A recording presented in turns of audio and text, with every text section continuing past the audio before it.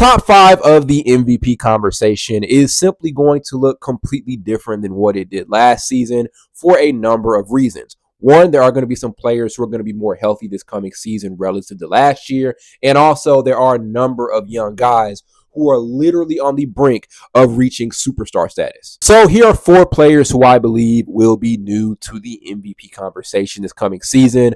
My only criteria for this list is that none of these players could have ended up top 5 in MVP voting at this point yet in their careers. First guy on the list is a given, and that is none other than Victor Wembanyama.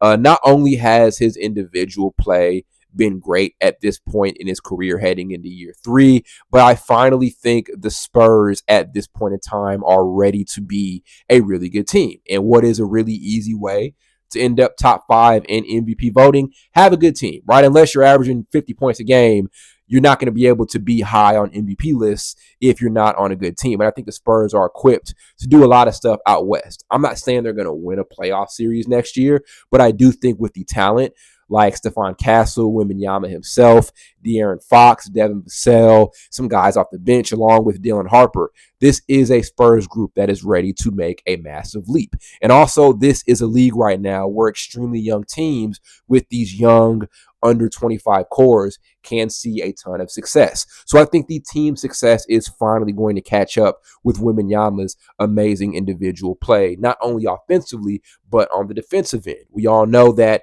the Spurs saw a massive fall off defensively when Wembanyama was out. One of my favorite stats from last season, just explaining Wembanyama's defensive impact, there was an extra 6 points allowed per 100 possessions for the Spurs during Wemby's absence. So he has this amazing impact defensively, just simply one of the best two-way players in all of basketball right now. So I think he can end up having one of the better MVP defensive seasons since Giannis won his. We haven't really had a defensive-focused MVP in a while. Now, I would like to see where he goes offensively at this point in year 3 of his career. A good amount of his shots are coming from the three-point line. I think he was around 9 3-point attempts just last season, which is a ton for a player at his height. I want to see how much variety he has in his offense.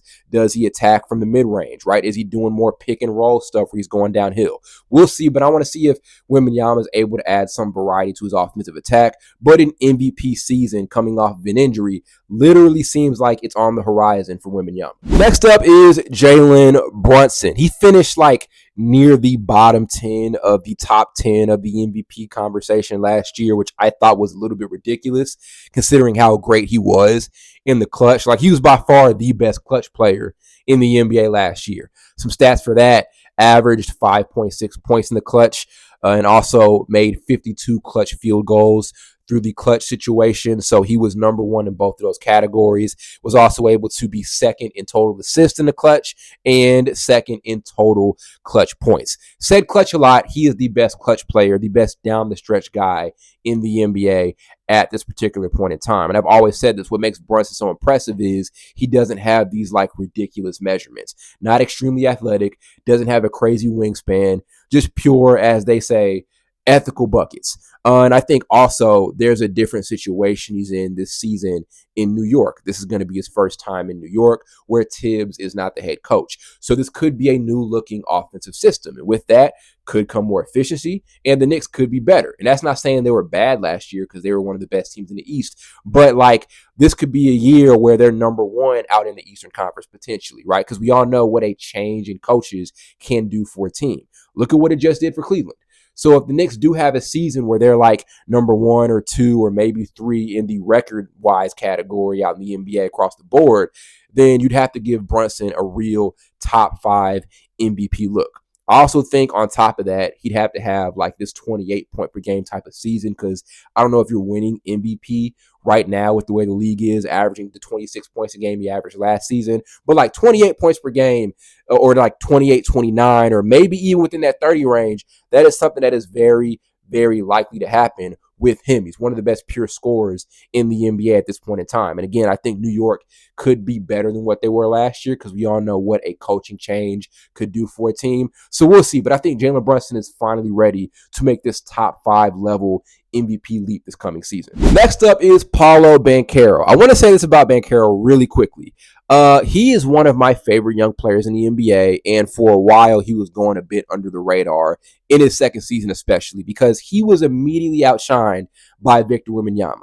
The Victor Wembanyama hype came in Banchero's second season, which was an amazing second season, but so many people were focused on the ridiculousness of Wembanyama. So I'm glad to see Banchero is just continuing to get better and getting himself right back in the spotlight because he is still a future top 5, maybe top 3 player in the NBA down the road. One of my favorite things about him is he has jumped up his points per game by 3 points each season since year 1. So he's making these massive progressions in his game every season. You'd have to hope and trust in his ability to just continue to improve and turn into a complete all-around player. On top of that, I think Orlando is going to have their best season of the entire Banchero era.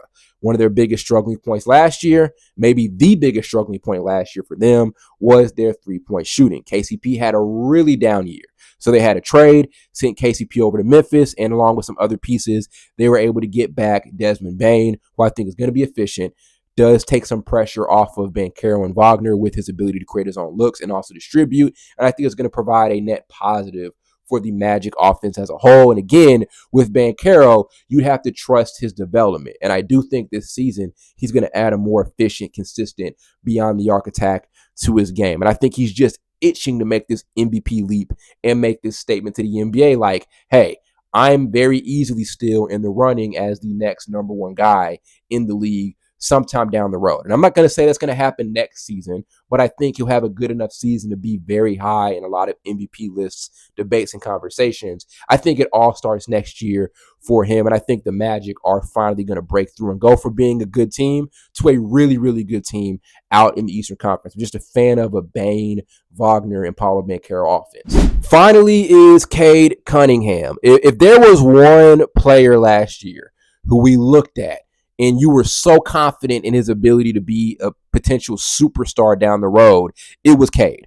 100%. They had an amazing first round performance against the Knicks. They lost, but the Pistons were very impressive, and Cade in particular was very impressive. He averaged 25 points per game throughout that series.